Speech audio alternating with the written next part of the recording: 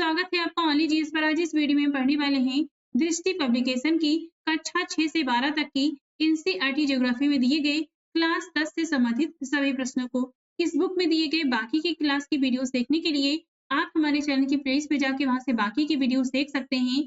कक्षा 10 के अंतर्गत ये सभी टॉपिक हैं जिनसे संबंधित प्रश्नों को आज इसमें हम कवर करने वाले हैं। तो सबसे पहले देखते हैं संसाधन एवं विकास से संबंधित प्रश्न। पहला प्रश्न है, मनुष्य, वनस्पति जाति एवं प्राणी जात किस प्रकार के संसाधन है? तो ये जैव संसाधन है। ऑप्शन ए सही होगा। हमारे पर्यावरण में उपलब्ध प्रत्येक वस्तु जो हमारी आवश्यकताओं को पूरा करने में प्रयुक्त की जा सकती है और जिसको बनाने के लिए प्रौद्योगिकी उपलब्ध है, जो आर्थिक रूप से संभाव्य और सांस्कृतिक रूप से मान्य है, एक संसाधन है। उत्पत्ति के आधार पर संसाधनों को दो वर्गों में विभाजित किया गया है, जैव और अजैव। जैव संसाधनों की प्राप्ति जैव मंडल से होती है। इनमें जीवन व्याप्त है, जैसे मनुष्य, वनस्पति जाति, प्राणी जात, मत्स्य जीवन, पशुधन आदि। वे सारे संसाधन जो निर्जीव वस्तुओं से बने हैं अजैव संसाधन कहलाते हैं, जैसे चट्टानें और धातुएं। अगला प्रश्न है, संसाधनों के वर्गीकरण से संबंधित निम्नलिखित में से कौन सा युग्म सुमेलित है? समाप्यता के आधार पर संसाधन नवीकरणीय योग्य और अनवीकरणीय योग्य होते हैं। स्वामित्व के आधार पर राष्ट्रीय और अंतर्राष्ट्रीय होते हैं। विकास के स्तर के आधार पर संभावी संसाधन और संचित कोष होते हैं। तो ये तीनों ही कथन यहाँ पर जो तीनों ही युग्म सुमेलित है, ऑप्शन यहाँ पर इसमें डी सही होगा। संसाधनों का वर्गीकरण निम्न प्रकार से किया जा सकता है। उत्पत्ति के आधार पर जैव संसाधन और अजैव संसाधन, समाप्यता के आधार पर नवीकरणीय योग्य संसाधन और अनवीकरणीय योग्य संसाधन। नवीकरणीय योग्य संसाधन वे संसाधन हैं जिन्हें भौतिक, रासायनिक या यांत्रिक प्रक्रियाओं द्वारा नवीकृत या पुनः उत्पन्न किया जा सकता है, जैसे सौर तथा पवन ऊर्जा, जल, वन व वन्य जीवन। अनवीकरण योग्य संसाधन वे संसाधन हैं जिनका विकास एक लंबे भूवैज्ञानिक अंतराल में होता है। खनिज और जीवाश्म ईंधन इस प्रकार के संसाधनों के उदाहरण हैं। स्वामित्व के आधार पर क्या होता है? तो व्यक्तिगत संसाधन, सामुदायिक स्वामित्व वाले संसाधन, राष्ट्रीय संसाधन और अंतरराष्ट्रीय संसाधन। व्यक्तिगत संसाधन निजी व्यक्तियों के स्वामित्व में होते हैं। बहुत से किसानों के पास सरकार द्वारा आवंटित भूमि होती है, जिसके बदले में वे सरकार को लगान चुकाते हैं। बाग, चारागाह, तालाब और कुओं का जल आदि संसाधनों के निजी स्वामित्व के कुछ उदाहरण हैं। सामुदायिक स्वामित्व वाले संसाधन वे संसाधन हैं जो समुदाय के सभी सदस्यों को उपलब्ध होते हैं। गांव की सामिलात भूमि, चारण भूमि, शमशान भूमि, तालाब इत्यादि और नगरीय क्षेत्रों के सार्वजनिक पार्क, पिकनिक स्थल और खेल के मैदान वहां रहने वाले लोगों के लिए उपलब्ध हैं। विकास के स्तर के आधार पर संभावी संसाधन, विकसित संसाधन, भंडार और संचित कोष हैं। संभावी संसाधन वे संसाधन हैं जो किसी प्रदेश में विद्यमान होते हैं परंतु इनका उपयोग नहीं किया गया है। उदाहरण के तौर पर भारत के पश्चिमी भाग, विशेषकर राजस्थान और गुजरात में पवन और सौर ऊर्जा संसाधनों की अपार संभावना है, परंतु इनका सही ढंग से विकास नहीं हुआ है। विकसित संसाधन वे संसाधन हैं जिनका सर्वेक्षण किया जा चुका है और उनके उपयोग की गुणवत्ता और मात्रा निर्धारित की जा चुकी है। भंडार पर्यावरण में उपलब्ध वे पदार्थ हैं जो मानव की आवश्यकताओं की पूर्ति कर सकते हैं, परंतु उपयुक्त प्रौद्योगिकी के अभाव में हमारी पहुंच से बाहर है। उदाहरण के लिए जल दो ज्वलनशील गैसें हाइड्रोजन और ऑक्सीजन का यौगिक है तथा यह ऊर्जा का मुख्य स्रोत बन सकता है, परंतु इस उद्देश्य से इनका प्रयोग करने के लिए हमारे पास आवश्यक तकनीकी ज्ञान का अभाव है। संचित कोष भंडार, संचित कोष संसाधन भंडार का ही हिस्सा है जिन्हें उपलब्ध तकनीकी ज्ञान की सहायता से प्रयोग में लाया जा सकता है, परंतु इनका उपयोग अभी आरंभ नहीं हुआ है। इनका उपयोग भविष्य में आवश्यकता पूर्ति के लिए किया जा सकता है। बांधों का जल, वन आदि संचित कोष हैं जिनका उपयोग भविष्य में किया जा सकता है। रियो डी जेनेरियो सम्मेलन 1992 में किन समस्याओं का हल ढूंढने का प्रयास किया गया? रियो डी जेनेरियो पृथ्वी सम्मेलन 1992 में किन समस्याओं का हल ढूंढने का प्रयास किया गया? तो ये पर्यावरणीय समस्या और सामाजिक आर्थिक विकास की समस्या है। वन्य जीवों की तस्करी की समस्या नहीं है। केवल यहाँ पर पहला दूसरा सही है, ऑप्शन बी सही होगा। जून 1992 में 100 से भी अधिक राष्ट्राध्यक्ष ब्राजील के शहर रियो डी जेनेरियो में प्रथम अंतरराष्ट्रीय पृथ्वी सम्मेलन में एकत्रित हुए। इस सम्मेलन का आयोजन विश्व स्तर पर उभरते पर्यावरण संरक्षण और सामाजिक आर्थिक विकास की समस्याओं का हल ढूंढने के लिए किया गया था। इस सम्मेलन में एकत्रित नेताओं ने भूमंडलीय जलवायु परिवर्तन और जैव विविधता पर एक घोषणा पत्र पर हस्ताक्षर भी किए। एजेंडा 21 घोषणा का संबंध निम्नलिखित में से किस सम्मेलन से है? तो ये है पृथ्वी शिखर वार्ता Rio de Janeiro, option C सही होगा। पृथ्वी शिखर वार्ता रियो डी जेनेरियो में भूमंडलीय वन संसाधनों पर सहमति जताई गई और 21वीं शताब्दी में सतत पोषणीय विकास के लिए एजेंडा 21 को स्वीकृति प्रदान की गई। एजेंडा 21 यह घोषणा करता है जिसे संयुक्त राष्ट्र पर्यावरण और विकास सम्मेलन के तत्वाधान में राष्ट्राध्यक्षों द्वारा स्वीकृत किया गया। इसका उद्देश्य भूमंडलीय सतत पोषणीय विकास हासिल करना है। यह एक कार्य सूची है जिसका उद्देश्य समान हितों, पारस्परिक आवश्यकताओं एवं सम्मिलित जिम्मेदारियों के अनुसार विश्व सहयोग के द्वारा पर्यावरणीय क्षति, गरीबी और रोगों से निपटना। एजेंडा 21 का मुख्य उद्देश्य यह भी है कि प्रत्येक स्थानीय निकाय अपना स्थानीय एजेंडा 21 तैयार करें। ब्रटलैंड आयोग रिपोर्ट का संबंध किससे है? सतत पोषणीय विकास से, ऑप्शन बी सही है। अंतरराष्ट्रीय स्तर पर व्यवस्थित तरीके से संसाधन संरक्षण की वकालत 1968 में क्लब ऑफ रोम ने की। तत्पश्चात 1974 में सुमेकर ने अपनी पुस्तक स्मॉल इज ब्यूटीफुल में इन विषय पर गांधी जी के दर्शन की एक बार फिर से पुनरावृत्ति की। 1987 में ब्रटलैंड आयोग रिपोर्ट द्वारा वैश्विक स्तर पर संसाधन संरक्षण में मूलाधार योगदान किया गया। इस रिपोर्ट ने सतत पोषणीय विकास की संकल्पना प्रस्तुत की और संसाधन संरक्षण की वकालत की।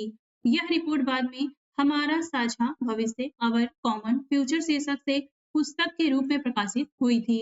निम्नलिखित में से कौन सी पर्यावरणीय क्रियाएं भूमि निम्नीकरण के लिए उत्तरदायी है? तो यह है खनन, वनोन्मूलन, अत्यधिक सिंचाई, अति पशुचारण, ऑप्शन यहाँ पर डी सही होगा।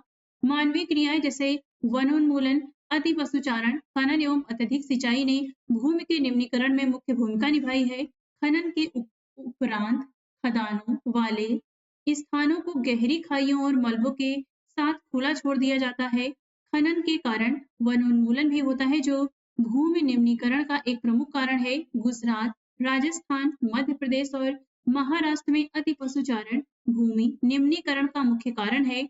वहीं अत्यधिक सिंचाई से उत्पन्न जलाक्रांतता भी भूमि निम्नीकरण के लिए उत्तरदायी है, जिससे मृदा में लवणीयता और क्षारीयता बढ़ जाती है। खनिज प्रक्रियाएं जैसे सीमेंट उद्योग में चूना पत्थर को पीसना और मृदा बर्तन उद्योग में चूने और सिलखड़ी के प्रयोग से बहुत अधिक धूल की परत भूमि पर जम जाती है, जो मृदा की जल सोखने की प्रक्रिया जब परत जम जाती है तो मृदा की जल सोखने की प्रक्रिया अवरुद्ध हो जाती है।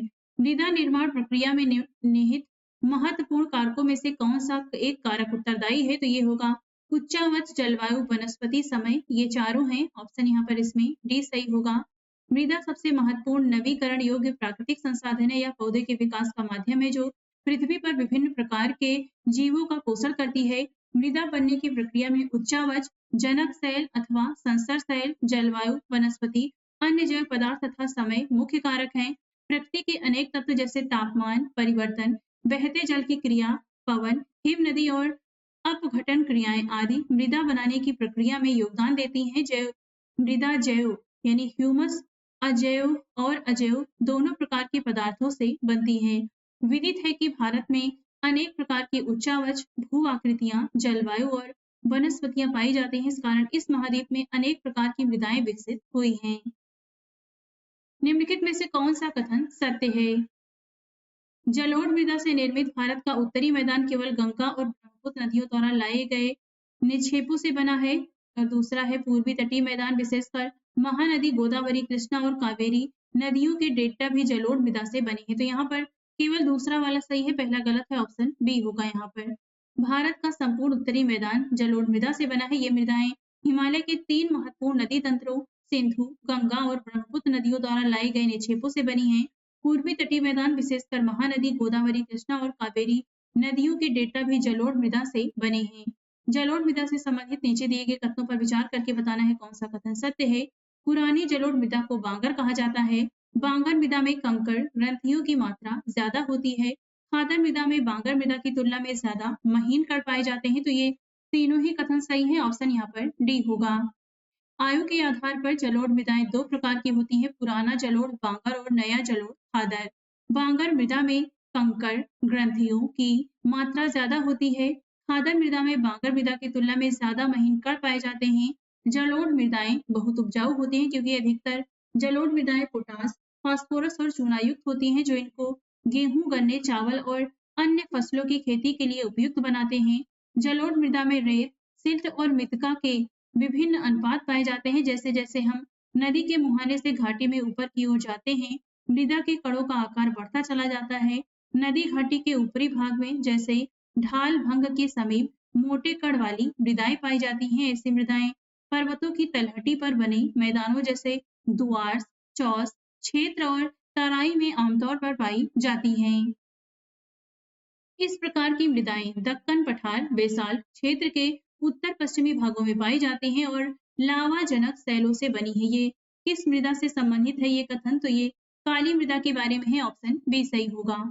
काली मृदाओं का रंग काला होता है, इन्हें रेगुर मृदा भी कहते हैं। काली मृदा कपास की खेती के लिए उचित समझी जाती है और इसलिए इस मृदा को काली कपासी मृदा के नाम से भी जाना जाता है। यह माना जाता है कि जलवायु और लावा जनक सैलों ने काली मृदा के बनने से यह माना जाता है कि जलवायु और लावा जनक सैलों ने काली मृदा के बनने में महत्वपूर्ण योगदान दिया है। इस प्रकार की मृदाएं दक्कन के पठार बेसाल्ट क्षेत्र के उत्तर पश्चिमी भागों में पाई जाती हैं जो कि लावा जनक सैलों से बनी हैं। ये मृदाएं महाराष्ट्र, सौराष्ट्र, मालवा, मध्य प्रदेश और छत्तीसगढ़ के पठारों में पाई जाती हैं और दक्षिण पूर्वी दिशा में गोदावरी तथा कृष्णा नदियों की घाटियों तक फैली हैं। काली मृदा बहुत महीन कणों अर्थात मृत्तिका से बनी है। इसकी नमी धारण करने की क्षमता अधिक होती है। इसके अलावा ये मृदाएं कैल्शियम कार्बोनेट, मैग्नीशियम, पोटास और चूने जैसे पोषक तत्वों से भरपूर होती हैं, परंतु इनमें फास्फोरस की मात्रा कम होती है। गर्म और शुष्क मौसम में इन मृदाओं में गहरी दरारें पड़ जाती हैं, जिससे इनमें अच्छी तरह वायु मिश्रित हो जाता है। गीली होने पर ये मृदाएं चिपचिपी हो जाती हैं। लाल और पीली मृदा के संबंध में नीचे दिए गए कथनों पर विचार करके बताना है कौन सा कथन सत्य है। ये मृदाएं दक्कन के पठार के पश्चिम में रवेदार आग्नेय चट्टानों पर अत्यधिक वर्षा वाले क्षेत्र में विकसित हुई हैं। इन मृदाओं का लाल रंग जीवाश्म की अधिक मात्रा में उपस्थिति के कारण होता है। तो इसमें ना तो पहला कथन सही है ना दूसरा, दोनों ही गलत है। ऑप्शन यहाँ पर डी होगा। लाल मृदा दक्कन के पठार के पश्चिम में नहीं बल्कि पूर्वी और दक्षिणी हिस्से में रवेदार आग्नेय चट्टानों पर कम वर्षा वाले भागों में विकसित हुई हैं। लाल और पीली मृदाएं ओडिशा, छत्तीसगढ़, मध्य गंगा मैदान के दक्षिणी छोर और पश्चिमी घाट के गिरपत क्षेत्रों में पाई जाती हैं। इन मृदाओं का लाल रंग रवेदार आग्नेय और रूपांतरित चट्टानों में लौह धातु के प्रसार के कारण होता है। इनका पीला रंग इनमें जल योजन के कारण होता है। लेटेराइट मृदा के संबंध में बताना है कौन सा कथन असत्य है। ये मृदा उच्च तापमान और अत्यधिक वर्षा वाले क्षेत्रों में विकसित होती हैं। इस मृदा में ह्यूमस की अत्यधिक मात्रा पाई जाती है। तो इसमें गलत पूछा है तो दूसरा वाला ही गलत है। इस प्रकार की मृदा में अत्यधिक मात्रा में खाद और रासायनिक उर्वरक डालकर ही खेती की जा सकती है। लाल लेटेराइट मृदाएं काजू की फसल के लिए अधिक उपयुक्त होती हैं। इसमें बी गलत है, बाकी सभी सही हैं। लेटेराइट मृदा में ह्यूमस की मात्रा कम पाई जाती है क्योंकि अत्यधिक तापमान के कारण जैविक पदार्थों को अपघटित करने वाले बैक्टीरिया नष्ट हो जाते हैं। ये मृदाएं मुख्य तौर पर कर्नाटक, केरल, तमिलनाडु, मध्य प्रदेश और ओडिशा तथा असम के पहाड़ी क्षेत्रों में पाई जाती हैं। मृदा संरक्षण की उचित तकनीक अपनाकर इन मृदाओं पर कर्नाटक, केरल और तमिलनाडु में चाय और कॉफी उगाई जाती है। तमिलनाडु, आंध्र प्रदेश और केरल की लाल लेटेराइट मृदाएं काजू की फसल के लिए अधिक उपयुक्त हैं। मरुस्थलीय मृदाओं की विशेषताओं के संदर्भ में बताना है कौन सा कथन सत्य है। ये मृदाएं रेतीली और लवणीय होती हैं। इन मृदाओं में ह्यूमस और नमी की मात्रा कम होती है। इस प्रकार की मृदाओं की नीचे की परतों में चूने के कंकड़ की सतह पाई जाती है। तो ये तीनों ही कथन यहाँ पर सत्य हैं। ऑप्शन यहाँ पर डी होगा। मरुस्थलीय मृदाओं का रंग लाल और भूरा होता है। ये मृदाएं आमतौर पर रेतीली और लवणी होती हैं।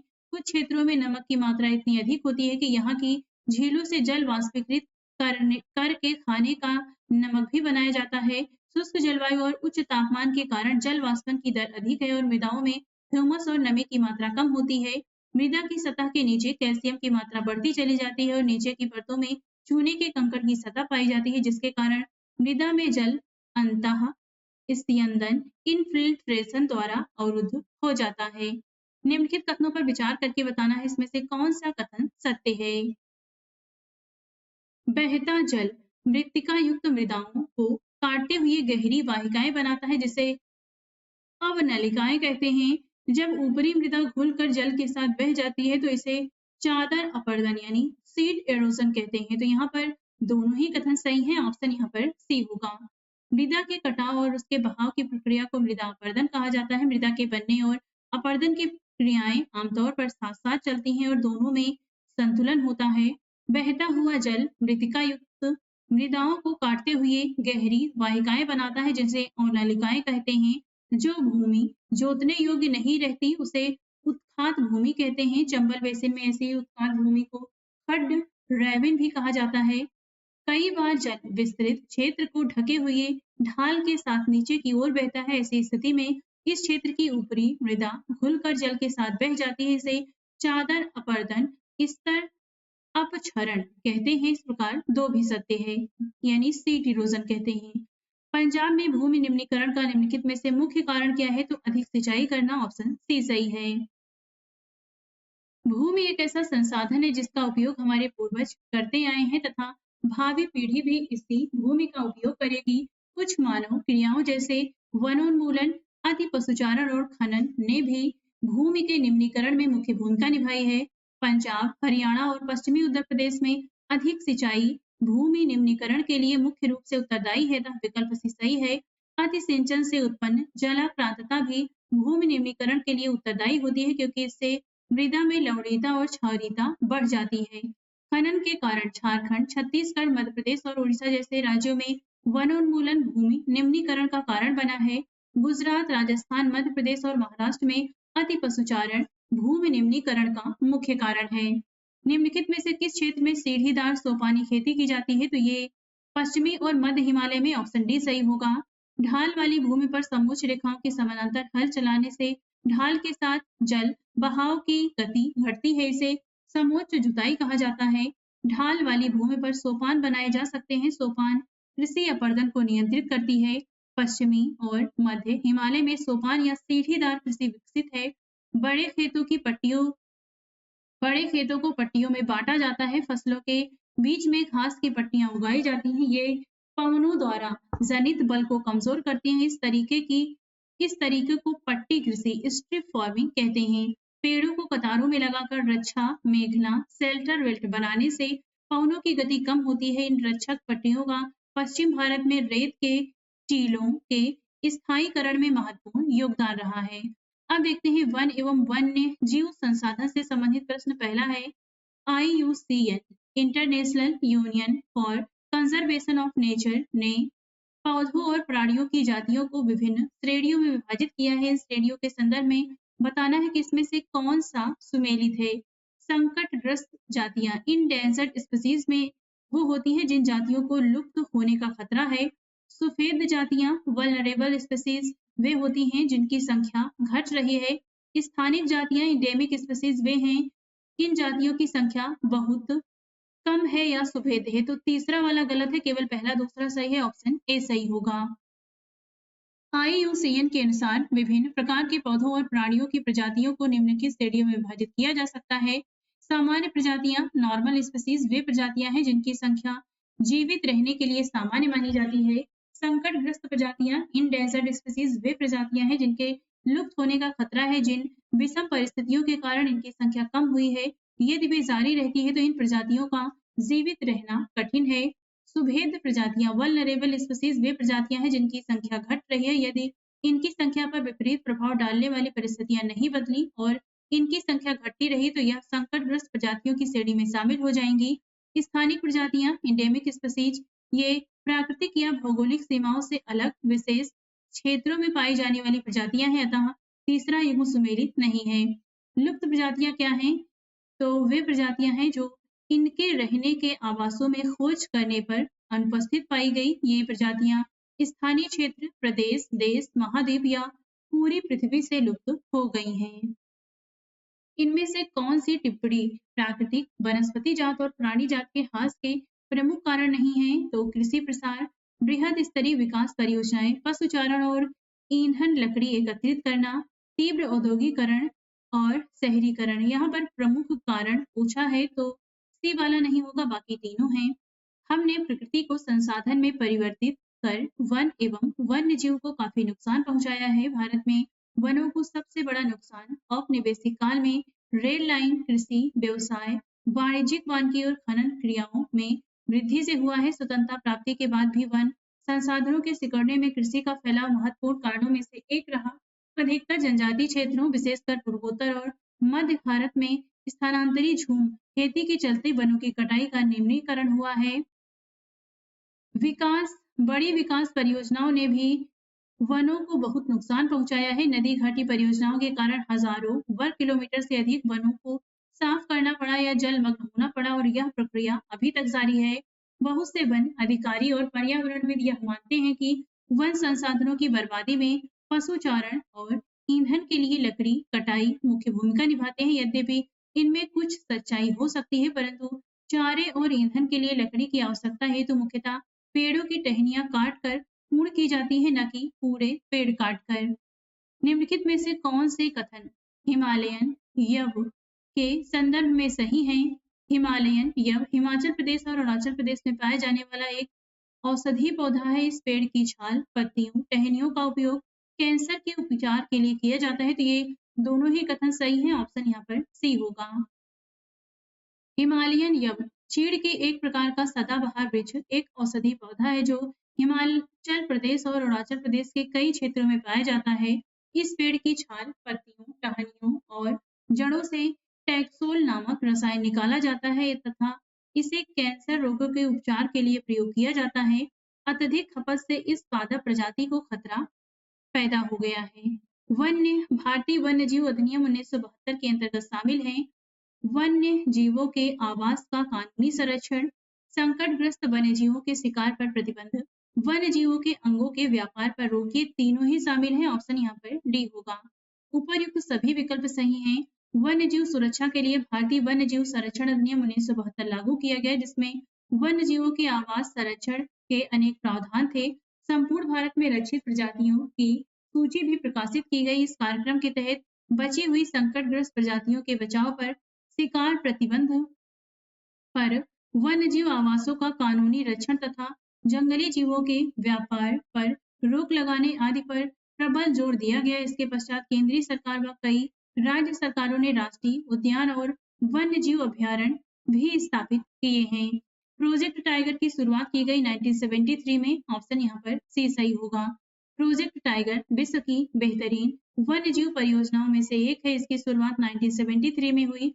चूंकि भारत और नेपाल दुनिया के 2/3 बाघों को आवास उपलब्ध कराते हैं, अतः ये देश ही शिकार, चोरी और गैर कानूनी व्यापार करने वाले के मुख्य निशाने पर हैं। निम्नलिखित में से कौन से राष्ट्रीय उद्यान बाघ संरक्षण परियोजना प्रोजेक्ट टाइगर के अंतर्गत शामिल हैं? तो ये हैं बांधवगढ़ राष्ट्रीय उद्यान, दाची गांव राष्ट्रीय उद्यान, सरिस्का वन्यजीव अभयारण्य, मानस राष्ट्रीय उद्यान। में से दाची गांव राष्ट्रीय उद्यान नहीं है, बाकी सभी सही हैं। ऑप्शन यहाँ पर डी सही है, जो कि ये सभी राष्ट्रीय उद्यान बाघ संरक्षण परियोजना यानी प्रोजेक्ट टाइगर के अंतर्गत शामिल हैं। दाची गांव राष्ट्रीय उद्यान बाघ संरक्षण परियोजना के अंतर्गत शामिल नहीं है। दाची गांव राष्ट्रीय उद्यान की स्थापना 1981 में हुई और यह जम्मू कश्मीर के उच्च शीतोष्ण कटिबंध में स्थित है, जो श्रीनगर से मात्र 22 किलोमीटर की दूरी पर है। दाची गांव राष्ट्रीय उद्यान को हंगुल कश्मीरी हिरण का घर भी कहते हैं। बीज बचाओ आंदोलन का संबंध किस राज्य से है? उत्तराखंड। ऑप्शन डी सही है। बीज बचाओ आंदोलन टिहरी उत्तराखंड के किसानों द्वारा शुरू किया गया आंदोलन है। यहाँ के किसानों ने दिखा दिया कि रासायनिक उर्वरकों के प्रयोग के बिना भी विविध फसलों के उत्पादन द्वारा आर्थिक रूप से व्यवहारिक कृषि उत्पादन संभव है। निम्नलिखित में से कौन सा संरक्षण तरीका समुदायों की सीधी भागीदारी नहीं करता? तो ये है वन्य जीव अभयारण्य सेंचुरी का परिसीमन। ऑप्शन ए सही होगा। जो करते हैं ये है चिपको आंदोलन, बीज बचाओ आंदोलन और संयुक्त वन प्रबंधन। चिपको आंदोलन, बीज बचाओ आंदोलन तथा संयुक्त वन प्रबंधन संसाधनों के संरक्षण में समुदायों की सीधी भागीदारी करता है। उत्तराखंड का प्रसिद्ध चिपको आंदोलन न केवल कई क्षेत्रों में वन कटाई रोकने में कामयाब रहा, अपितु यह भी दिखाया कि स्थानीय पौधों की प्रजातियों का प्रयोग करके सामुदायिक वनीकरण अभियान को सफल बनाया जा सकता है। टिहरी उत्तराखंड में किसानों का बीज बचाओ आंदोलन और नवदान्या ने दिखा दिया कि रासायनिक खाद्य के उपयोग के बिना भी आर्थिक लाभ प्राप्त किया जा सकता है। भारत में प्रयुक्त वन प्रबंधन कार्यक्रम हरित वनों के प्रबंध और पुनर्निर्माण में स्थानीय समुदाय की भूमिका के महत्व को उजागर करते हैं। औपचारिक रूप से इन कार्यक्रमों की शुरुआत 1988 में ओडिशा राज्य में हुई। वन विभाग के अंतर्गत संयुक्त वन प्रबंधन हरित वनों के बचाव के लिए कार्य करता है और इसमें गांव के स्तर पर संस्थाएं बनाई जाती हैं। इनमें ग्रामीण और वन विभाग के अधिकारी संयुक्त रूप से कार्य करते हैं। इसके बदले ये समुदाय मध्य स्तरीय लाभ जैसे गैर इमारती वन उत्पादों के हकदार होते हैं। अब देखते हैं जल संसाधन के बारे में। पहला प्रश्न है, निम्नलिखित में से कौन से कथन बहुउद्देशीय नदी परियोजनाओं के संबंध में सत्य हैं?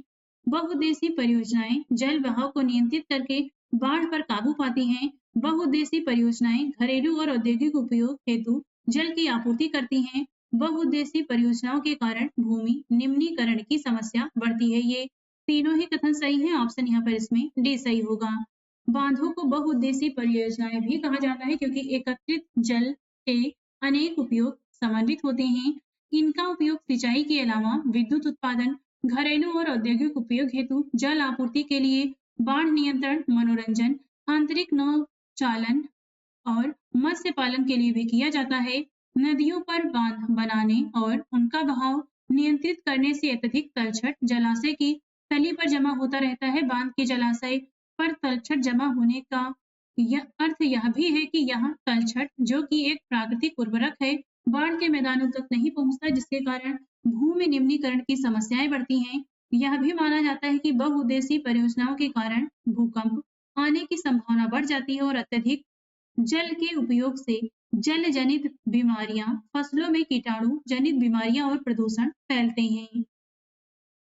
कृष्णा नदी जल विवाद किन राज्यों के बीच है? तो महाराष्ट्र, कर्नाटक, आंध्र प्रदेश, तेलंगाना। ऑप्शन ए सही होगा। कृष्णा नदी जल विवाद की शुरुआत महाराष्ट्र सरकार द्वारा कोयना नदी पर जल विद्युत परियोजना के लिए बांध बनाकर जल की दिशा परिवर्तन करने को लेकर कर्नाटक और आंध्र प्रदेश सरकारों द्वारा आपत्ति जताए जाने से शुरू हुई थी। एक तरफ नदी दी गई है, एक तरफ बांध है, मिलान करके बताना है कि कौन सा सही है। यहाँ पे ऑप्शन बी होगा, ये हम नीचे देख लेते हैं। कावेरी नदी पर मेट्टूर बांध है, नर्मदा नदी पर ओंकारेश्वर, चंबल नदी पर राणा प्रताप सागर और कृष्णा नदी पर नागार्जुन सागर बांध। सलाल प्रोजेक्ट का संबंध किस नदी से है? चेनाब नदी। ऑप्शन बी सही होगा। सलाल परियोजना भारत के जम्मू कश्मीर में चेनाब नदी पर स्थापित एक जल विद्युत परियोजना है। वर्षा जल संग्रहण के तरीके खादीन और जोहड़ भारत के किस राज्य में प्रचलित है? तो राजस्थान में। ऑप्शन ए सही होगा। राजस्थान के जैसलमेर में खादीन और अन्य क्षेत्रों में जोहड़ के द्वारा जल का संचयन किया जाता है। राजस्थान के अर्ध शुष्क और शुष्क क्षेत्रों में विशेषकर बीकानेर, फलोदी और बाड़मेर में लगभग हर घर में पीने का पानी संग्रहित करने के लिए भूमिगत टैंक अथवा टांका हुआ करते हैं। इसका आकार एक बड़े कमरे जितना हो सकता है। वर्तमान में पश्चिमी राजस्थान में छत वर्षा जल संग्रहण की रीति इंदिरा गांधी नहर से उपलब्ध 12 मासी पेयजल के कारण कम होती जा रही है। अब देखते हैं कृषि से संबंधित प्रश्नों को। पहला है, निम्नलिखित में से कौन सी विशेषताएं निर्वाह कृषि से संबंधित हैं? भूमि के छोटे टुकड़े पर आदिम कृषि औजारों के द्वारा खेती की जाती है। यह कृषि प्रायः मानसून पर निर्भर होती है। यह श्रम प्रधान कृषि होती है। फसलों की उत्पादकता मृदा की प्राकृतिक उर्वरता पर निर्भर होती है। ये उपयुक्त सभी सही है। ऑप्शन डी होगा। भारत के कुछ भागों में अभी भी निर्वाह कृषि की जाती है। प्रारंभिक जीवन निर्वाह कृषि भूमि के छोटे टुकड़ों पर आदिम कृषि औजारों जैसे लकड़ी के हल, डाव और डिगिंग स्टिक्स आदि के द्वारा परिवार द्वारा समुदाय श्रम की मदद से की जाती है।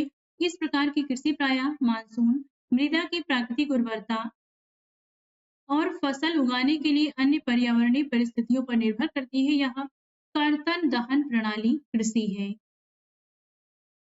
भारत के कुछ भागों में अभी भी कर्तन दहन प्रणाली स्लैश एंड बर्न कृषि प्रचलित है। इस कृषि को देश के भिन्न-भिन्न भागों में अलग-अलग नामों से जाना जाता है। यहाँ पे बताना है कि इस कृषि से संबंधित क्षेत्र और इनके प्रचलित नामों के बारे में मिलान करके बताना है कि इसमें से कौन-सा सही होगा। तो यहाँ पर जो सही ऑप्शन होगा इसमें वो ये होगा, अंडमान और निकोबार द्वीप समूह में दीपा कहते हैं, मध्य प्रदेश में वेवर, पश्चिमी घाट में कुमारी और झारखंड में पूर्वा। कर्तन दहन प्रणाली भारत कर्तन दहन प्रणाली किसी भारत में अनेक नामों से जानी जाती है। एक तरफ राज्य क्षेत्र है, एक तरफ कर्तन दहन प्रणाली कृषि के नाम दिए गए हैं, तो ये देख लेते हैं। मध्य प्रदेश में इसे वेवर या दहिया कहते हैं, आंध्र प्रदेश में पूंडू या पेंडा, पश्चिमी घाट में कुमारी, अंडमान निकोबार द्वीप समूह में दीपा, हिमालयन क्षेत्र में खिल, झारखंड में पूर्वा, उत्तर पूर्वी राज्य असम, मेघालय, मिजोरम और नागालैंड, ओडिशा में झूम, सॉरी उत्तराखंड सॉरी उत्तर पूर्वी राज्य असम, मेघालय, मिजोरम और नागालैंड में झूम कहते हैं और ओडिशा में इसे पामा डाबी या कोमान या विग्रा कहा जाता है। साथ ही कर्तन दहन प्रणाली कृषि को मैक्सिको और मध्य अमेरिका में मिल्पा कहते हैं, वेनेजुएला में कोनको कहते हैं, ब्राजील में रोका, मध्य अफ्रीका में मसोले, इंडोनेशिया में लदांग और वियतनाम में रे के नाम से जाना जाता है। निम्नलिखित में से कौन उस कृषि प्रणाली को दर्शाती है जिसमें एक ही फसल लंबे चौड़े क्षेत्र में उगाई जाती है? तो ये है रोपण कृषि, ऑप्शन बी सही होगा। रोपण कृषि एक प्रकार की वाणिज्यिक खेती है। इस प्रकार की खेती में लंबे चौड़े क्षेत्र में एक ही फसल उगाई जाती है। रोपण कृषि उद्योग और कृषि के बीच एक अंतरापृष्ठ इंटरफेस है। रोपण कृषि व्यापक क्षेत्र में की जाती है जो अत्यधिक पूंजी और श्रमिकों की सहायता से की जाती है। भारत में चाय, कॉफी, रबड़, गन्ना, केला इत्यादि महत्वपूर्ण रोपण फसलें हैं। चूंकि रोपण कृषि में उत्पादन बिक्री के लिए होता है, इसलिए इसके विकास में परिवहन और संचार साधन से संबंधित उद्योग और बाजार महत्वपूर्ण योगदान देते हैं। भारत में शस्य प्रारूप के संबंध में नीचे दिए कथनों पर विचार करके बताना है, कौन सा कथन असत्य है? रबी की फसलों को शीत ऋतु में बोया जाता है, खरीफ की फसलें मानसून के आगमन के साथ बोई जाती हैं। रबी और खरीफ फसल ऋतुओं के बीच ग्रीष्म ऋतु में बोई जाने वाली फसल को जायद कहते हैं। तो ये तीनों ही कथन सही है। यहाँ पर हमसे असत्य पूछा है तो ऑप्शन डी होगा, क्योंकि कोई भी यहाँ पर गलत नहीं है।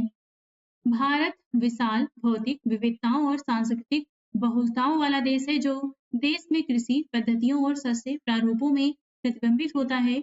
भारत में 3 शस्य ऋतुएं हैं, रबी, खरीफ और जायद। रबी की फसलों को शीत ऋतु में अक्टूबर से दिसंबर के मध्य बोया जाता है। ग्रीष्म ऋतु में अप्रैल से जून के मध्य काटा जाता है।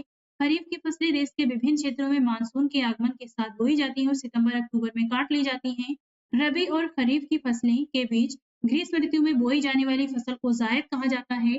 जायद फसलों में मुख्यतः तरबूज, खरबूज, खीरा, सब्जियों और चारे की खेती की जाती है।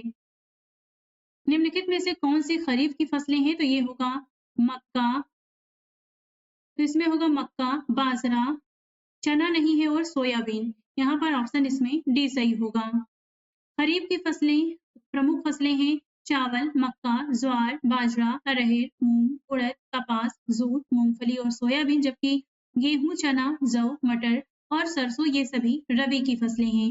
निम्नलिखित में से कौन सी दलहन फसल मृदा की उर्वरता में कोई वृद्धि नहीं करता? ये है अरहर। ऑप्शन यहाँ पर बी सही होगा। फलीदार फसल होने के नाते अरहर को छोड़कर अन्य सभी दालें वायु से नाइट्रोजन लेकर भूमि की उर्वरता को बनाए रखती हैं। भारत विश्व में दालों का सबसे बड़ा उत्पादक तथा उपभोक्ता देश है। भारत में शीत ऋतु में शीतोष्ण पश्चिमी विक्षोभ से होने वाली वर्षा किन फसलों के अधिक उत्पादन में सहायक होती है? तो ये केवल रबी, ऑप्शन सी सही है। शीत ऋतु में शीतोष्ण पश्चिमी विक्षोभ से होने वाली वर्षा रबी फसलों के अधिक उत्पादन में सहायक होती है। चावल की कृषि से संबंधित नीचे दिए गए कथनों में से बताना है, इनमें से कौन सा कथन सही है? चावल मुख्यतः रबी की फसल है, तो ये रबी की फसल नहीं है बल्कि खरीफ की फसल है, पहला वाला गलत होगा। चावल की कृषि के लिए उच्च तापमान 25 डिग्री सेल्सियस से अधिक की आवश्यकता होती है। चावल की कृषि के लिए 100 सेंटीमीटर से अधिक वर्षा की आवश्यकता होती है। दूसरा तीसरा सही है, ऑप्शन यहाँ पर बी सही होगा। चावल प्रमुखता खरीफ या उष्णकटिबंधीय फसल है। चावल को उगाने के लिए उच्च तापमान 25 डिग्री सेल्सियस से ऊपर और अधिक आर्द्रता 100 सेंटीमीटर से अधिक वर्षा की आवश्यकता होती है। कम वर्षा वाले क्षेत्रों में इसे सिंचाई करके उगाया जाता है। भारत में चावल उत्तर और उत्तर पूर्वी मैदानों, तटीय मैदानों और डेल्टाई प्रदेशों में उगाया जाता है। गेहूं की फसल के संबंध में निम्नलिखित में से कौन सा कथन सत्य है? इस फसल को उगाने के लिए समान रूप से वितरित 50 से 75 सेंटीमीटर वार्षिक वर्षा की आवश्यकता होती है। उत्तर पश्चिम भारत में गंगा सतलुज का मैदान प्रमुख गेहूं उत्पादक क्षेत्र है। ये दोनों ही फसल गेहूं के बारे में सही है। ऑप्शन यहाँ पर सी होगा। गेहूं भारत की दूसरी सबसे महत्वपूर्ण खाद्यान्न फसल है जो देश के उत्तर और उत्तर पश्चिमी भागों में उगाई जाती है। इस रबी की फसल को उगाने के लिए शीत ऋतु और पकने के समय खिली धूप की आवश्यकता होती है। इसे उगाने के लिए समान रूप से वितरित 50 से 75 सेंटीमीटर वार्षिक वर्षा की आवश्यकता होती है। गेहूं में देश में गेहूं उगाने वाले दो मुख्य क्षेत्र हैं, उत्तर पश्चिमी गंगा सतलुज का मैदान और दक्कन का काली मिट्टी वाला प्रदेश। मोटे अनाज के संबंध में निम्नलिखित में से कौन सा कथन सही है? मोटे अनाजों में पोषक तत्वों की मात्रा अत्यधिक होती है। ज्वार, बाजरा, रागी भारत में उगाए जाने वाले मोटे अनाज हैं। ये दोनों ही कथन सही हैं। ऑप्शन यहाँ पर सी होगा। ज्वार, बाजरा और रागी भारत में उगाए जाने वाले मोटे अनाज हैं। यद्यपि इन्हें मोटा अनाज कहा जाता है, परंतु इनमें पोषक तत्वों की मात्रा अधिक होती है। उदाहरण के लिए रागी में प्रचुर मात्रा में आयरन, कैल्शियम, सूक्ष्म पोषक तत्व और भूसी मिलती है। यह खरीफ के अंतर्गत बोई जाने वाली ऐसी फसल है जो खाद्यान्न और चारा दोनों रूप में प्रयोग होती है। यह फसल 21 डिग्री सेल्सियस से 27 डिग्री सेल्सियस तापमान में और पुरानी जलोढ़ मिट्टी पर अच्छी तरह से उगाई जाती है। ये विवरण किससे संबंधित है? तो ये मक्का के बारे में है। ऑप्शन डी सही होगा। जौ और चना रबी की फसल है, जबकि सोयाबीन तथा मक्का खरीफ की फसलें हैं। सोयाबीन का उपयोग खाद्य तेल के लिए किया जाता है। मक्का खाद्यान्न व चारा दोनों रूप में प्रयोग होता है। यह 21 डिग्री सेल्सियस से 27 डिग्री सेल्सियस तापमान में पुरानी जलोढ़ मिट्टी पर अच्छी प्रकार से उगाई जाती है। गन्ने की फसल के संबंध में नीचे दिए गए कथनों पर विचार करके बताना है कौन सा इसमें से सत्य है। गन्ना एक उष्ण और उपोष्ण कटिबंधीय फसल है। भारत गन्ने का सबसे बड़ा उत्पादक देश है, तो इसमें केवल पहला सही है, दूसरा गलत है। ऑप्शन इसमें ए होगा। गन्ना एक उष्ण और उपोष्ण कटिबंधीय फसल है। यह फसल 21 डिग्री सेल्सियस से 27 डिग्री सेल्सियस तापमान और 75 सेंटीमीटर से 100 सेंटीमीटर वार्षिक वर्षा वाली और आर्द्र जलवायु में बोई जाती है। ब्राजील के बाद भारत गन्ने का दूसरा सबसे बड़ा उत्पादक देश है। उत्तर प्रदेश, महाराष्ट्र, तमिलनाडु, आंध्र प्रदेश, बिहार, पंजाब और हरियाणा गन्ने के प्रमुख उत्पादक राज्य हैं। तिलहन की फसल के संबंध में नीचे दिए गए कथनों पर विचार करके बताना है कौन सा कथन सत्य है। इनका उपयोग खाद्य पदार्थ के रूप में तथा प्रसाधन उद्योग में कच्चे माल के रूप में किया जाता है। तिल उत्तरी भारत में खरीफ की फसल है तथा दक्षिणी भारत में रबी की। ये दोनों ही कथन सही है। ऑप्शन यहाँ पर सी होगा। मूंगफली, सरसों, नारियल, तिल, सोयाबीन, अरंडी, अलसी और सूरजमुखी भारत में उगाई जाने वाली मुख्य तिलहन फसलें हैं। इनमें से अधिकतर खाद्य हैं और खाना बनाने में प्रयोग किए जाते हैं, परंतु इनमें से कुछ तिलहन के बीजों को साबुन, प्रसाधन, श्रृंगार का सामान और उपटन उद्योग में कच्चे माल के रूप में भी प्रयोग किया जाता है। तिल उत्तरी भारत में खरीफ की फसल है और दक्षिणी भारत में रबी की। अरंडी खरीफ और रबी दोनों फसल अरंडी खरीफ और रबी दोनों फसल ऋतुओं में बोई जाती है। चाय की कृषि के लिए बताना है इसमें से कौन सा कथन सत्य है। चाय का पौधा उष्ण और उपोष्ण कटिबंधीय जलवायु में अच्छी तरह से उगता है। चाय की फसल के लिए ह्यूमस और जीवाश्म युक्त मृदा उपयुक्त होती है। चाय की कोमल पत्तियों के विकास में वर्ष भर समान रूप से होने वाली वर्षा की बौछारों चाय की कोमल पत्तियों के विकास में वर्ष भर समान रूप से होने वाली वर्षा की बौछारें सहायक होती हैं। तो ये तीनों ही कथन सही हैं। ऑप्शन यहाँ पर डी होगा। चाय की खेती रोपण कृषि का एक उदाहरण है जिसे शुरुआत में अंग्रेज भारत में लाए। चाय का पौधा उष्ण और उपोष्ण कटिबंधीय जलवायु, ह्यूमस और जीवाश्म युक्त गहरी मिट्टी तथा सुगम जल निकास वाले ढलवा क्षेत्रों में भली भांति उगाया जाता है। चाय की झाड़ियों को उगाने के लिए वर्ष भर उष्ण, नम और पाला रहित जलवायु की आवश्यकता होती है। वर्ष भर समान रूप से होने वाली वर्षा की बौछारों इसकी कोमल पत्तियों के विकास में सहायक होती है। चाय एक श्रम सघन उद्योग है। चाय के मुख्य उत्पादक क्षेत्र असम, पश्चिम बंगाल में दार्जिलिंग और जलपाईगुड़ी जिलों की पहाड़ियां, तमिलनाडु और केरल हैं। निम्नलिखित में से कौन सा राज्य कॉफी का सबसे अधिक उत्पादन करता है तो यह है कर्नाटक, ऑप्शन ए सही होगा। भारत में सबसे अधिक कॉफी का उत्पादन कर्नाटक राज्य में होता है।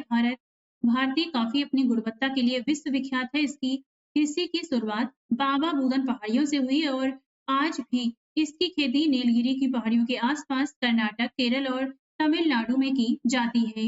रबड़ की फसल के संबंध में बताना है कौन सा कथन सत्य है। यह एक भूमध्य रेखीय फसल है। इस फसल के लिए 50 सेंटीमीटर से कम वर्षा की आवश्यकता होती है तो यहाँ पर ऑप्शन ए सही होगा, दूसरा वाला गलत है। रबड़ भूमध्य रेखीय फसल है परंतु विशेष परिस्थितियों में उष्ण एवं उपोष्ण क्षेत्रों में भी उगाई जाती है।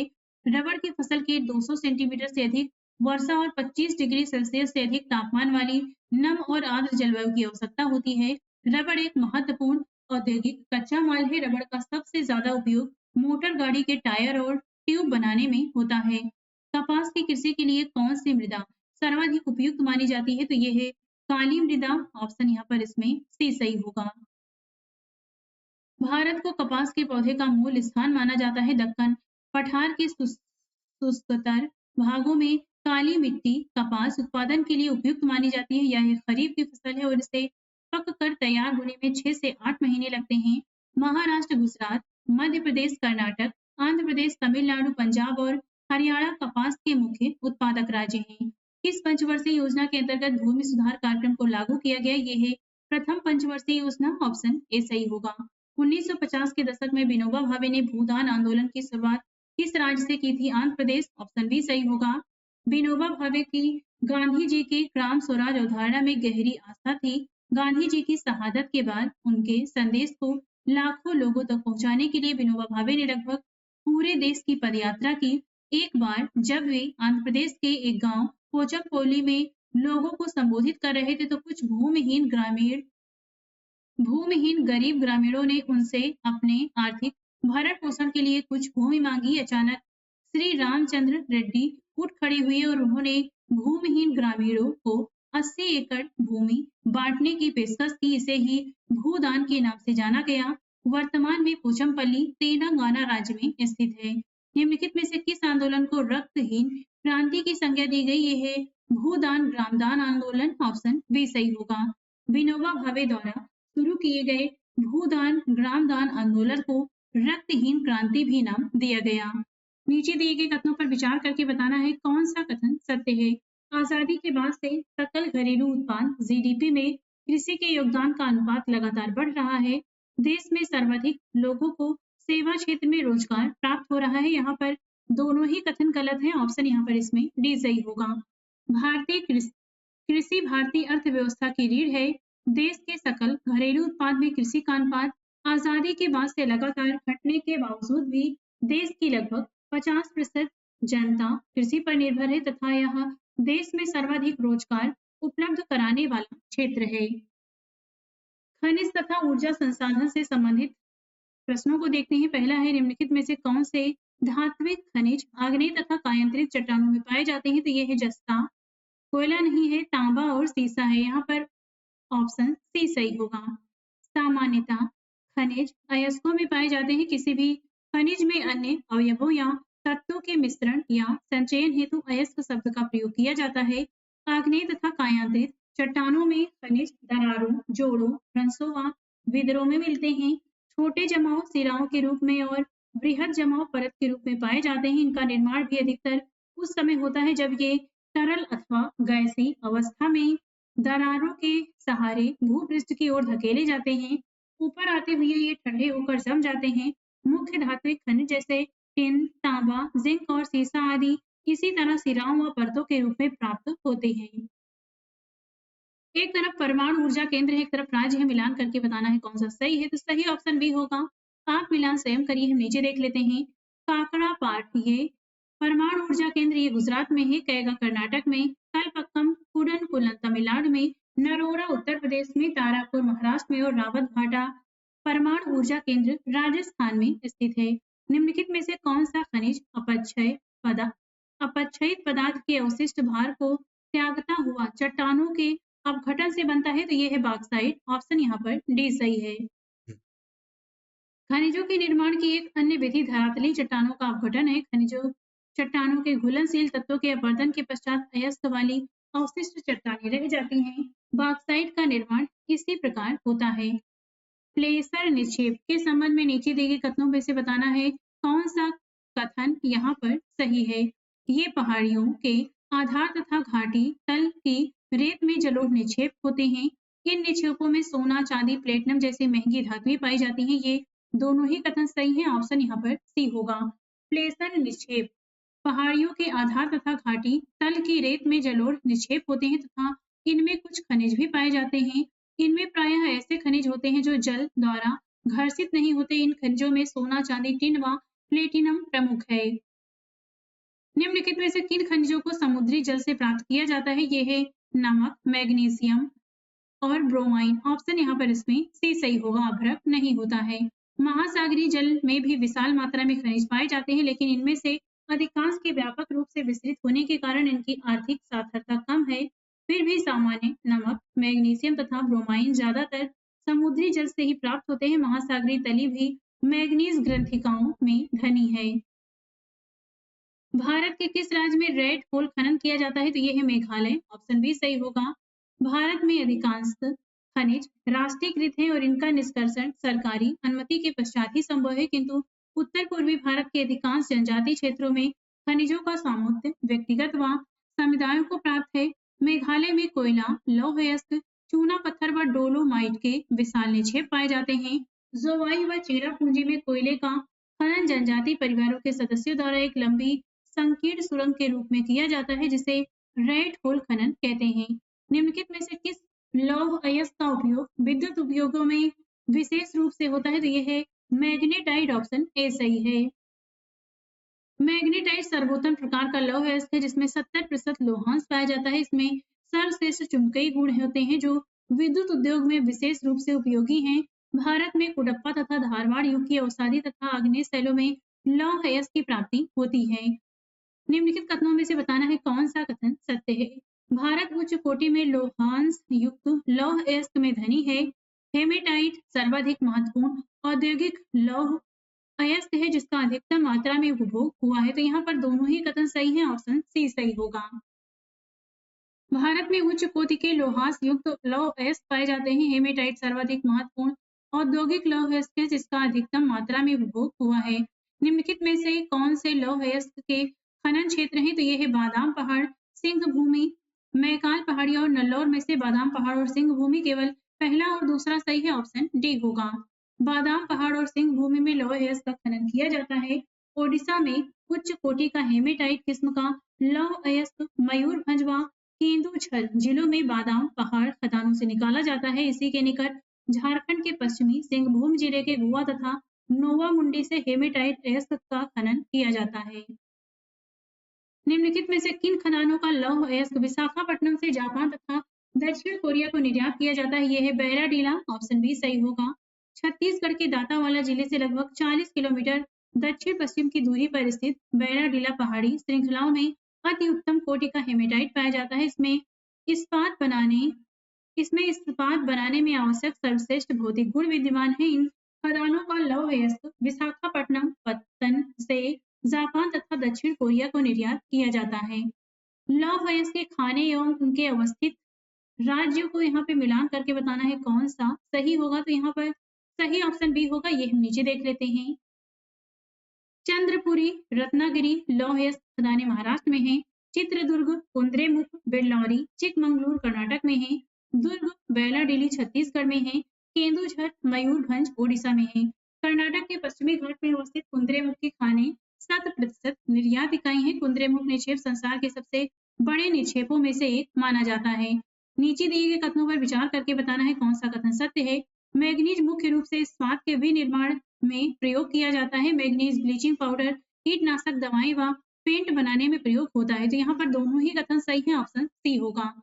निम्नलिखित में से किस जगह किन खनिजों पर तांबे का खनन किया जाता है? तो ये है बालाघाट, हजारीबाग में नहीं, खेतड़ी और सिंह पूर्वी सिंह भूमि। तो यहाँ पर दूसरा वाला गलत है, बाकी सभी सही हैं। ऑप्शन यहाँ पर डी होगा। मध्य प्रदेश की बालाघाट खदानें झारखंड का पूर्वी सिंह भूमि जिला एवं राजस्थान की खेतड़ी खदानें तांबे का उत्पादन करती है। भारत में तांबे का भंडार व उत्पादन गंभीर रूप से न्यून है। आघात वर्धित, तन्य और ताप सुचालक होने के कारण तांबे का उपयोग मुख्यतः बिजली के तार बनाने, इलेक्ट्रॉनिक्स और रसायन उद्योगों में किया जाता है। एल्युमीनियम धातु का सर्वाधिक निष्कर्षण निम्नलिखित में से किस अयस्क से किया जाता है? यह है बॉक्साइट, ऑप्शन ए सही होगा। यद्यपि अनेक अयस्कों में एल्युमीनियम पाई जाती है, परंतु सबसे अधिक क्ले जैसे दिखने वाले पदार्थ बॉक्साइट से ही एल्यूमिना और अंततः एल्युमीनियम प्राप्त की जाती है। बॉक्साइट निक्षेपों की रचना एल्युमीनियम सिलिकेटों से भी व्यापक भिन्नता वाली चट्टानों के विघटन से होती है। एल्युमीनियम एक महत्वपूर्ण धातु है क्योंकि यह लोहे जैसी शक्ति के साथ-साथ अत्यधिक हल्की एवं सुचालक भी होती है। भारत में बॉक्साइट के निक्षेप मुख्यतः निम्नलिखित में से किन क्षेत्रों में पाए जाते हैं? तो ये अमरकंटक पठार और मैकाल पहाड़ियों में पाए जाते हैं। पहला और तीसरा होगा। मालवा और मेघालय में नहीं पाए जाते हैं। ऑप्शन यहाँ पर सी सही है। भारत में बॉक्साइट के निक्षेप मुख्यतः अमरकंटक पठार, मैकाल पहाड़ी, बिलासपुर, कटनी के पठारी प्रदेशों में पाए जाते हैं। ओडिशा के कोरापुट जिले के पंचपतमाली में राज्य के सबसे महत्वपूर्ण बॉक्साइट निक्षेप है। अभ्रक के संबंध में बताना है कौन सा कथन असत्य है? अभ्रक एक धात्विक खनिज है, तो ये गलत है, ये धात्विक नहीं है। अभ्रक प्लेटों अथवा पत्रण क्रम में पाया जाता है। अभ्रक का उपयोग विद्युत व इलेक्ट्रॉनिक उद्योग में किया जाता है, तो केवल पहला यहाँ पर आंसर होगा क्योंकि असत्य पूछा है तो पहला गलत है, बाकी दोनों सही हैं। ऑप्शन यहाँ पर ए सही होगा। अभ्रक धात्विक नहीं अधात्विक खनिज है जो प्लेटों अथवा पत्रण क्रम में पाया जाता है। यहाँ पारदर्शी काले, हरे, लाल, पीले व भूरे रंग का हो सकता है। सर्वोच्च परावैद्युत ऊर्जा ह्रास का निम्न गुणांक और उच्च वोल्टेज की प्रतिरोधकता के कारण अभ्रक विद्युत व इलेक्ट्रॉनिक उद्योगों में प्रयुक्त होने वाले अपरिहार्य खनिजों में से एक है। अभ्रक उत्पादन क्षेत्रों और उनके राज्यों के का यहाँ पे सुमेलित करके बताना है कौन सा इसमें से सही होगा। व्यावर अभ्रक उत्पादक क्षेत्र ये राजस्थान में है, नेल्लोर तमिलनाडु में नहीं है, हजारीबाग झारखंड में है। पहला और तीसरा सही है, ऑप्शन सी होगा। व्यावर अजमेर ये राजस्थान में है, ये सभी अभ्रक उत्पादक क्षेत्र हैं। नेल्लोर आंध्रा में है और हजारीबाग झारखंड में, गया बिहार में है। निम्नलिखित कथन में से चूना पत्थर के संबंध में बताना है कौन सा सही है। चूना पत्थर कैल्शियम कार्बोनेट तथा मैग्नीशियम कार्बोनेट से बनी चट्टानों में पाया जाता है। चूना पत्थर अधिकांशतः कायांतरित चट्टानों में पाया जाता है, तो दूसरा वाला गलत होगा। चूना पत्थर सीमेंट उद्योग में कच्चे माल के रूप में उपयोग होता है, तो पहला और तीसरा सही है, ऑप्शन यहाँ पर सी होगा। चूना पत्थर कैल्शियम कार्बोनेट तथा मैग्नीशियम कार्बोनेट से बनी चट्टानों में पाया जाता है। चूना पत्थर अधिकांशतः अवसादी चट्टानों में पाया जाता है। चूना पत्थर सीमेंट उद्योग का एक आधारभूत कच्चा माल है और लौह प्रगलन की भट्टियों के लिए अनिवार्य है। चूना पत्थर के उत्पादन में प्रमुख राज्य आंध्र प्रदेश, मध्य प्रदेश, राजस्थान और गुजरात हैं। निम्नलिखित में से कौन सा ऊर्जा के परंपरागत स्रोत हैं? तो ये है पेट्रोलियम, जल विद्युत, बायोगैस, प्राकृतिक गैस। यहाँ पर तीसरा गलत है बायोगैस, बाकी सभी परंपरागत साधन है। ऑप्शन यहाँ पर बी होगा। ऊर्जा के परंपरागत स्रोतों में लकड़ी, उपले, कोयला, पेट्रोलियम, प्राकृतिक गैस, जल विद्युत और ताप विद्युत सम्मिलित है। ऊर्जा के गैर परंपरागत स्रोतों में सौर, पवन, ज्वारी, भूतापी, बायोगैस तथा परमाणु ऊर्जा शामिल है। निम्नलिखित में से कौन सर्वोत्तम गुण वाला कठोर कोयला है? तो ये है एंथ्रेसाइट, ऑप्शन सी सही होगा। निम्नलिखित में से कौन सा कथन सत्य है? पीट कोयले में कम कार्बन मात्रा, नमी की उच्च मात्रा व निम्न ताप क्षमता होती है। गहराई में दबे तथा अधिक तापमान से प्रभावित कोयले को बिटुमिनस कोयला कहा जाता है। ये दोनों ही कथन सही है, ऑप्शन सी होगा। कोयले का निर्माण पादप पदार्थों के लाखों वर्षों तक संपीड़न से हुआ है, इसलिए संपीड़न की मात्रा, गहराई और दबने के समय के आधार पर कोयला अनेक रूपों में पाया जाता है। दलदलों में क्षय होते पदार्थों से पीट उत्पन्न होता है जिसमें कम कार्बन, नमी की उच्च मात्रा व निम्न ताप क्षमता होती है। गहराई में दबे अधिक तापमान से प्रभावित कोयले को बिटुमिनस कोयला कहा जाता है। वाणिज्यिक प्रयोग में यह सर्वाधिक लोकप्रिय है। धातु शोधन में उच्च श्रेणी के बिटुमिनस कोयले का प्रयोग किया जाता है, जिसका लोहे के प्रगलन में विशेष महत्व है। भारत के किस क्षेत्र में लिग्नाइट कोयले के प्रमुख भंडार हैं? तो ये है नेवेली में, ऑप्शन ए सही है। लिग्नाइट कोयले के प्रमुख भंडार तमिलनाडु के नेवेली में मिलते हैं, जिनका उपयोग विद्युत उत्पादन में किया जाता है। लिग्नाइट एक निम्न कोटि का भूरा कोयला है। यह मुलायम होने के साथ साथ अधिक नमी युक्त होता है। नीचे दिए गए कथनों पर विचार करके बताना है कौन सा कथन सत्य है। धातु शोधन के लिए गोंडवाना युग के कोयले का प्रयोग किया जाता है। दामोदर नदी घाटी में टर्सरी युग के कोयले के निक्षेप पाए जाते हैं। गोंडवाना कोयला क्षेत्र उत्तर पूर्वी राज्यों में पाया जाता है, तो इसमें केवल पहला सही है, ऑप्शन यहाँ पर ए होगा। भारत में कोयला दो प्रमुख भूगर्भिक युगों के शैल क्रम में पाया जाता है। एक गोंडवाना जिसकी आयु 200 लाख वर्ष से कुछ अधिक है, और दूसरी टर्सरी निक्षेप जो लगभग 55 लाख वर्ष पुराना है। गोंडवाना कोयले का प्रयोग धातु शोधन में किया जाता है। ये संसाधन दामोदर घाटी, पश्चिम बंगाल तथा झारखंड, झरिया, रानीगंज, बोकारो में स्थित है, जो महत्वपूर्ण कोयला क्षेत्र है। टर्सरी युग के कोयला निक्षेप उत्तर पूर्वी राज्यों मेघालय, असम, अरुणाचल प्रदेश व नागालैंड में पाए जाते हैं। निम्नलिखित में से किन नदी घाटियों में कोयले के जमाव पाए जाते हैं? तो ये है गोदावरी, सोन और महानदी, तीनों नदियां हैं, ऑप्शन डी सही होगा। गोदावरी, महानदी, सोन व वर्धा नदियों घाटियों में कोयले के जमाव पाए जाते हैं। यहाँ पर एक तरफ विभिन्न कोयला उत्पादक क्षेत्र है, एक तरफ उनसे संबंधित राज्य हैं। मिलान करके बताना है कि इसमें से कौन सा सही होगा। सही ऑप्शन सी होगा। आप मिलान स्वयं करिए, हम इसे नीचे देख लेते हैं। झारखंड में स्थित है बोकारो क्षेत्र, बोकारो कोयला उत्पादक क्षेत्र। ओडिशा में है तालचेर, पश्चिम बंगाल में रानीगंज और असम में मेकुम, जंजी और नजीरा है। छत्तीसगढ़ का कोरबा किस खनिज के उत्पादन के लिए प्रसिद्ध है? कोयले के लिए, ऑप्शन ए सही होगा। भारत में अधिकांश पेट्रोलियम पदार्थ किस युग की शैल संरचनाओं में पाए जाते हैं? टर्सरी, ऑप्शन बी सही है। भारत में अधिकांश पेट्रोलियम की उपस्थिति टर्सरी युग की शैल संरचनाओं के अपनति व भ्रंश ट्रैप में पाई जाती है। निम्नलिखित कथनों पर विचार करके बताना है कौन सा कथन सत्य है। खनिज तेल सरंध्र, चूना पत्थर या बलुआ पत्थर में पाया जाता है। प्राकृतिक गैस खनिज तेल के ऊपर पाई जाती है। गुजरात भारत का सबसे पुराना तेल उत्पादक राज्य है, तो इसमें पहला और दूसरा सही है, तीसरा गलत है, ऑप्शन सी सही होगा। खनिज तेल सरंध्र, चूना पत्थर या बलुआ पत्थर में पाया जाता है, जिसमें से तेल प्रवाहित हो सकता है। मध्यवर्ती असरंध्र परतें तेल को ऊपर उठने व नीचे रिसने से रोकती हैं। प्राकृतिक गैस हल्की होने के कारण खनिज तेल के ऊपर पाई जाती है। असम भारत का सबसे पुराना तेल उत्पादक राज्य है, न कि गुजरात। भारत में सबसे अधिक पेट्रोलियम का उत्पादन मुंबई खाई से होता है। विभिन्न तेल उत्पादक क्षेत्र और उनसे संबंधित स्थानों के संबंध में बताना है कौन सा युग्म इसमें सम्मिलित नहीं है। इसमें हमें गलत बताना है। बसीन मन्नार की खाड़ी, ये पहला वाला गलत है। कलवल गुजरात में है, नहर कटिया असम में है और मोरन त्रिपुरा में नहीं है, तो पहला और चौथा सुमेलित नहीं है, यहाँ पर नहीं पूछा है, तो ऑप्शन सी होगा। बसीन मन्नार की खाड़ी में नहीं बल्कि अरब सागर में मुंबई हाई के पास एक प्रमुख तेल उत्पादक क्षेत्र है। कलोल एवं अंकलेश्वर गुजरात के महत्वपूर्ण तेल क्षेत्र हैं। डिगबोई, नहर कटिया और मोरन हुगरी जन असम राज्य के महत्वपूर्ण तेल उत्पादक क्षेत्र हैं। भारत में निम्नलिखित में से किस क्षेत्र या किन क्षेत्रों में प्राकृतिक गैस पाई जाती है? तो ये है कृष्णा गोदावरी नदी बेसिन, खंभात की खाड़ी, अंडमान निकोबार द्वीप समूह, ऑप्शन डी सही है। केरल में पाई जाने वाली मोनाजाइट रेत में कौन सा खनिज पाया जाता है? थोरियम, ऑप्शन ए सही होगा। केरल में मिलने वाली मोनाजाइट रेत में थोरियम पाया जाता है, जिसका उपयोग आणविक ऊर्जा उत्पन्न करने के लिए न्यूक्लियर पावर प्लांट में किया जाता है। अब देखते हैं विनिर्माण उद्योग से संबंधित प्रश्नों को। पहला है निम्नलिखित में से कौन से कारक उद्योगों की स्थापना को प्रभावित करते हैं? तो ये है कच्चे माल की उपलब्धता, श्रमिक, बाजार, ऊर्जा के साधन, ये सभी हैं, ऑप्शन यहाँ पर डी सही होगा। उद्योगों की स्थापना स्वभावतः जटिल है। इसकी स्थापना कच्चे माल की उपलब्धता, श्रमिक, पूंजी, ऊर्जा यानी शक्ति के साधन, बाजार आदि की उपलब्धता से प्रभावित होती हैं।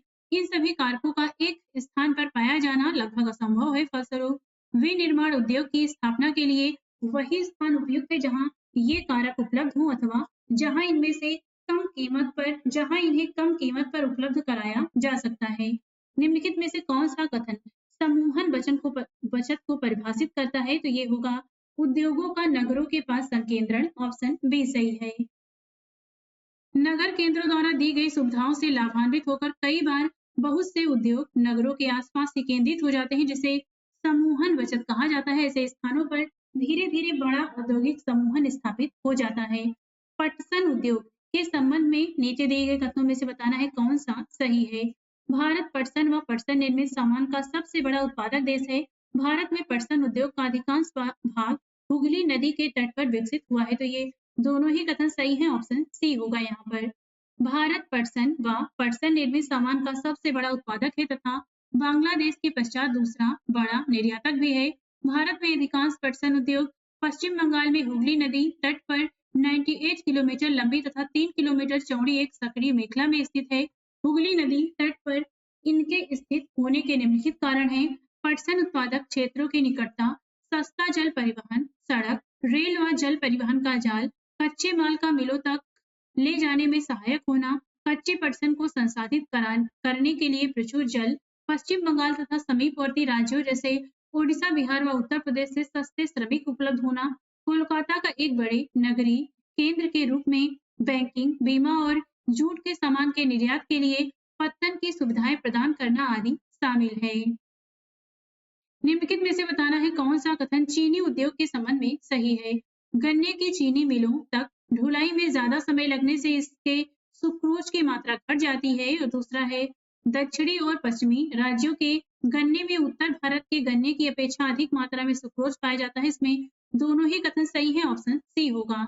चीनी उद्योग में प्रयुक्त कच्चा माल गन्ना भारी होता है तथा ढुलाई में लगने वाले समय के साथ इसके सुक्रोज की मात्रा घट जाती है। यह मौसमी उद्योग है तथा सहकारी क्षेत्रों के लिए उपलब्ध है।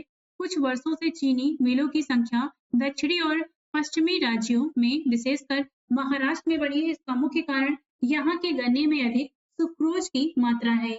लौह इस्पात उद्योग में कच्चे माल के रूप में किन खनिजों का उपयोग किया जाता है? तो ये है लौह अयस्क, कोकिंग कोल, सिलिका, चूना पत्थर। सिलिका को छोड़कर बाकी सभी, तो यहाँ पर जो सही ऑप्शन होगा वो बी होगा।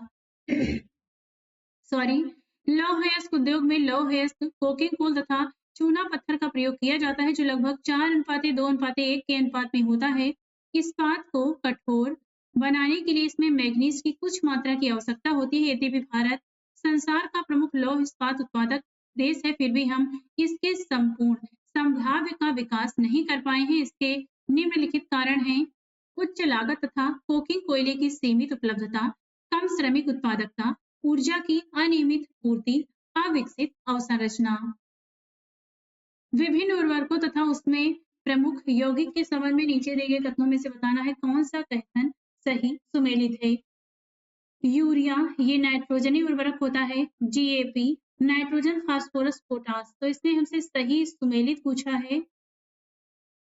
कौन सा सुमेलित है? तो पहला वाला है, दूसरा वाला नहीं है। मिश्रित उर्वरक में फास्फोरस उर्वरक, ये दूसरा तीसरा गलत है, केवल पहला सही है। ये हम नीचे देख लेते हैं। यूरिया नाइट्रोजनी उर्वरक है, डीएपी फास्फोरस उर्वरक है और मिश्रित उर्वरक नाइट्रोजन, फास्फोरस और पोटास होता है। पोटास का पूर्णतः आयात किया जाता है क्योंकि हमारे देश में वाणिज्यिक रूप से या किसी भी रूप में प्रयुक्त होने वाला पोटास या पोटेशियम यौगिकों के भंडार नहीं है। सीमेंट उद्योग में कच्चे माल के रूप में किन खनिजों का प्रयोग किया जाता है? तो ये है चूना पत्थर, सिलिका, एल्यूमिना और जिप्सम। चारों का ऑप्शन यहाँ पर डी सही होगा। सीमेंट उद्योग को भारी व स्थूल कच्चे माल की आवश्यकता होती है जैसे चूना पत्थर, सिलिका, एल्यूमिना और जिप्सम। रेल परिवहन के अतिरिक्त इनमें कोयला तथा विद्युत ऊर्जा की भी आवश्यकता होती है। भारत में पहला सीमेंट उद्योग सन 1904 में चेन्नई में लगाया गया था। स्वतंत्रता के पश्चात इस उद्योग का प्रसार हुआ है। निम्नलिखित में से कौन सा उद्योग बॉक्साइट को कच्चे माल के रूप में प्रयोग करता है? यह है एल्युमिनियम। ऑप्शन ए सही होगा। भारत में एल्युमिनियम प्रगलन दूसरा सर्वाधिक महत्वपूर्ण धातु शोधन उद्योग है। प्रगलकों में बॉक्साइट का कच्चे पदार्थ के रूप में जो भारी गहरे लाल रंग की चट्टानों जैसा होता है प्रयोग किया जाता है। एल्युमिनियम हल्का, जंग अवरोधी, ऊष्मा का सुचालक व लचीला होता है तथा इसे अन्य धातुओं के मिश्रण से अधिक कठोर बनाया जा सकता है। राष्ट्रीय अर्थव्यवस्था की जीवन रेखाएं देखते हैं। स्वर्णिम चतुर्भुज महाराज मार्ग भारत के किन शहरों को आपस में जोड़ता है? तो ये है दिल्ली, कोलकाता, चेन्नई, मुंबई। ऑप्शन ए सही होगा।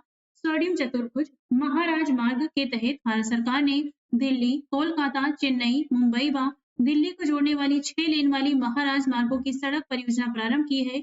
इस परियोजना के तहत 2 गलियारे बनाए गए हैं। प्रथम उत्तर दक्षिण गलियारा जो श्रीनगर को कन्याकुमारी से जोड़ता है तथा द्वितीय पूर्व पश्चिम गलियारा जो सिलचर असम तथा पोरबंदर गुजरात को जोड़ता है।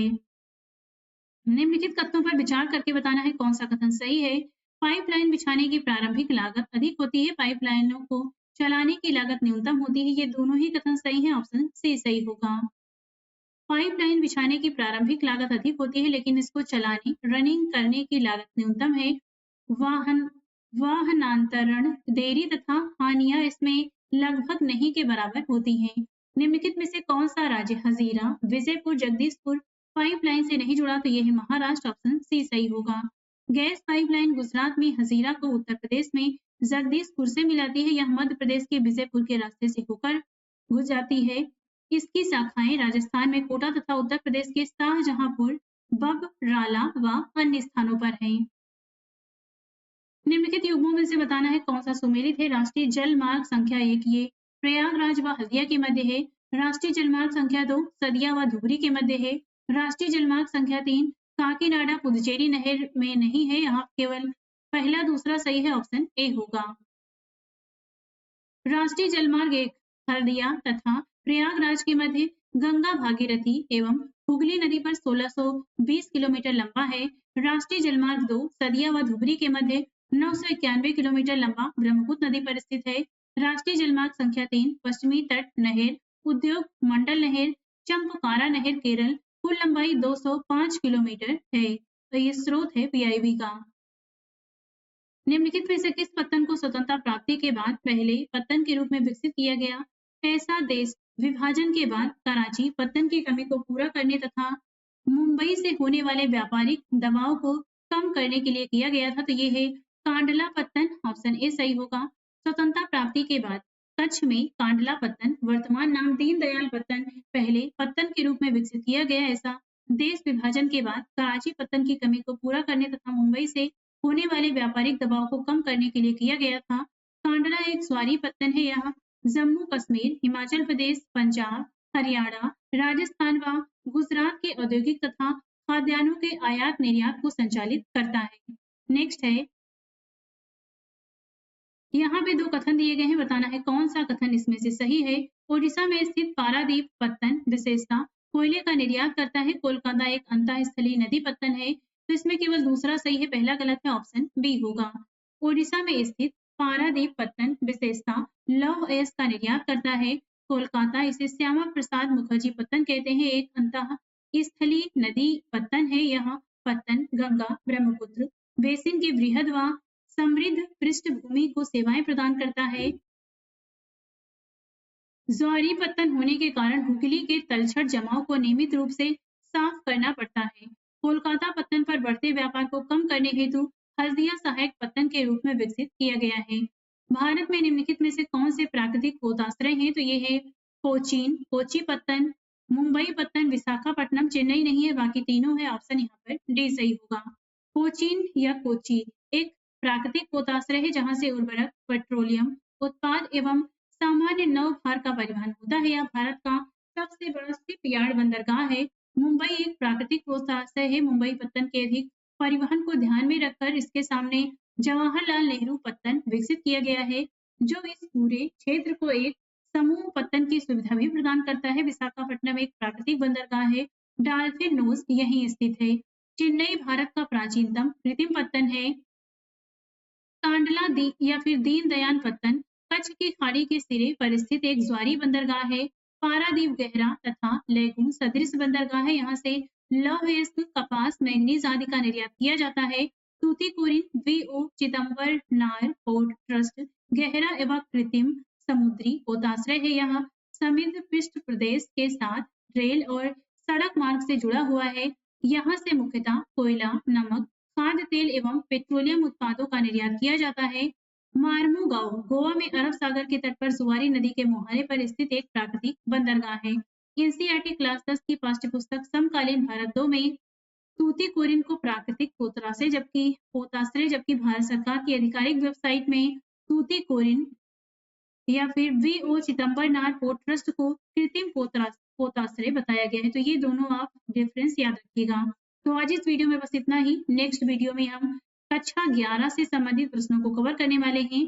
इस बुक में दिए गए बाकी की क्लास की वीडियोस देखने के लिए आप हमारे चैनल की प्लेलिस्ट में जाके वहाँ से बाकी की वीडियोस देख सकते हैं और इसी वीडियो देखने के लिए हमारे चैनल को लाइक, शेयर और सब्सक्राइब भी करते रहें।